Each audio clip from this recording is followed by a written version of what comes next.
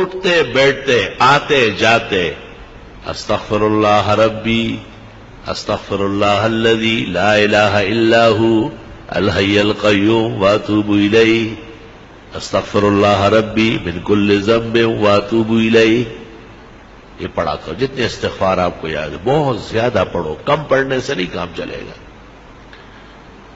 کیونکہ دنیا کی تمام تکلیفیں، رنج اور غم، صدمہ اور مصیبت، فتنہ اور پریشانی سورۃ انفال میں ہے، استغفار سے ختم ہو جائے. استغفار ہمیں کرنا چاہیے. پیرانی پیر شیخ عبد القادر جیلانی نے ایک موقع پر لکھا ہے کہ جن کو استغفار کا پتہ ہے اور پھر وہ پریشان ہوتا ہے، فرمایا بہت بڑا کذاب اور جھوٹا ہے. یہ تو خدا کا فیصلہ ہے کہ آپ استغفار کریں، میں پریشانیاں دور کروں. اب یہ کہ ہمیں محبت چاہیے، آرام چاہیے، عزت چاہیے، حلال دولت چاہیے، وقار چاہیے، حفاظت چاہیے، خدا تیری نصرت چاہیے، بندوں کے ہر شر فساد سے بچت چاہیے. اس کا ذکر اللہ نے سورۃ نوح میں کیا ہے 29ویں پارے میں کہ یہ بھی استغفار سے ہو. لے سارا کام استغفار سے ہوگا. علماء نے اس طرح ایک مثال دی کہ اگر فرید گنج شکر ان کے شیخ قطب الدین بختیار کاکی، ان کے شیخ معین الدین چشتی اور ان کے شیخ عثمان ہارونی اور ان سے بھی بڑے شیخ عبد القادر جیلانی اور سید علی حجویری داتا گنج بخش اور حسن بصری اور علی مرتضی اور چاروں مقرب ملائک، ان سے بھی آپ وظیفہ مانگے. استغفار سے بڑھ کر کوئی وظیفہ نہیں دے. سب کا اتفاق استغفار پر ہوا. استغفر اللہ ربی من کل ذنب واتوب الیہ استغفر اللہ الذی لا الہ الا هو الحی القیوم واتوب الیہ. اب ایک آدمی استغفار کر رہا ہے اور وہ فائدہ محسوس نہیں کرتا تو قرآن تو سچا ہے، ہمارا ایمان ہے، اس میں کوئی کمی ہے نا. وہ عورت نے وہ چاند دیکھا ایسا چاند کی طرح، تو انگلی کے ساتھ کوئی چیز لگی تھی نامناسب، کہنے لگی چاند تو بہت اچھے لیکن بدبو آ رہی. بدبو تو آپ میں ہے، چاند میں تھوڑا ہی ہے.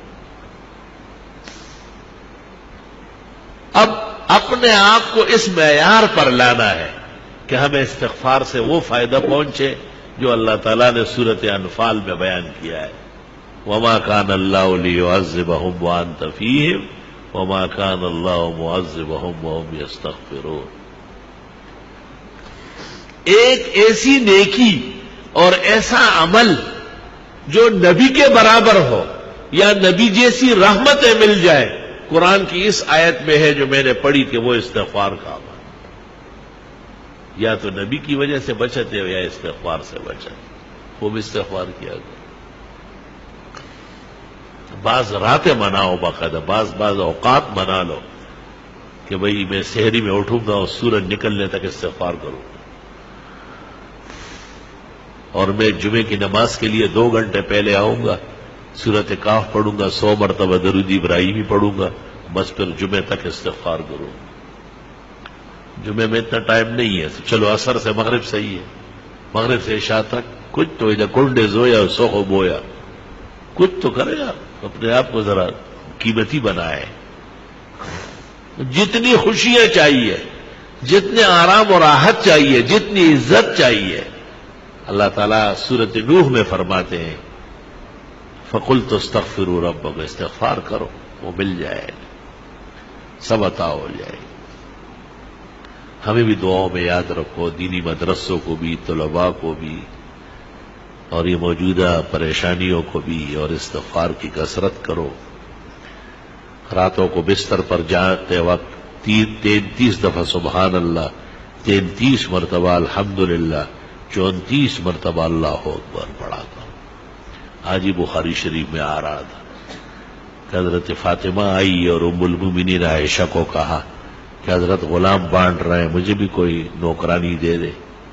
جب حضرت آئے بتایا، انہوں نے کچھ کہے بغیر ان کے گھر گئے اور ان کو کہا بس رات کو یہ پڑھا کرو 33 مرتبہ سبحان اللہ، 33 مرتبہ الحمدللہ، 34 مرتبہ اللہ اکبر.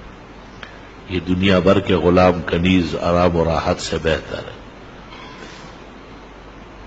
تسبیحات دائیں ہاتھ سے پڑھا کرو، بائیں ہاتھ سے اسلام میں کوئی تسبیح نہیں ہے. جو مسئلہ نہیں جانتے ان کو بتانا ضروری ہے، جو جاننے کے بعد بھی نہ مانے اللہ ان کو ہدایت کی توفیق دے.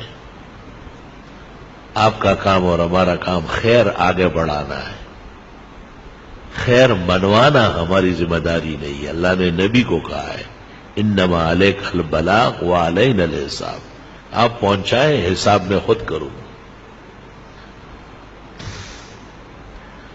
تسبیحات جس طرح نمازوں کے بعد ہے اس سے زیادہ ضروری رات کو سوتے وقت ہے. بہتر ہے کہ باوضو ہو، بہتر ہے کہ پاک کپڑے پاک جسم ہو، بہتر ہے کہ بستر بھی صاف ستھرا پاک ہو، سفید پاک چادر بچھاؤ اس پر.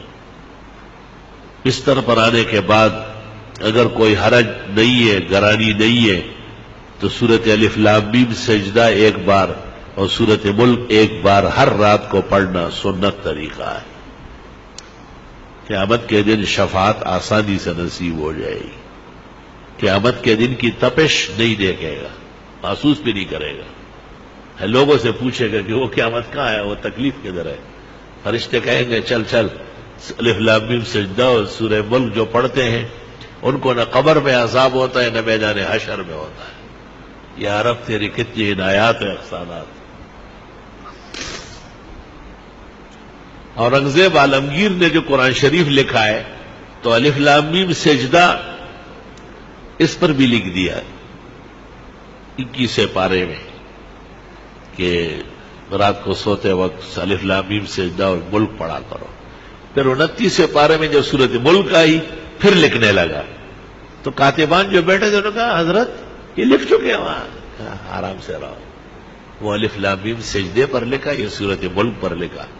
اور حدیث شریف لکھنے کے بعد لکھ فرمایا بس اورنگزیب کا یہی مقصد تھا کہ یہ لکھا ہوا قیامت تک رہ جائے، شاید کوئی عمل کر کے اور مجھے بھی قبر کے عذاب سے اور جہنم کے تپش سے اور قیامت کی پریشانی سے اللہ تعالیٰ نے نجات نصیب فرمائے. الحمدللہ رب العالمین. اللہم صلی وسلم علی النبی وعلی آلہ وصحبہ.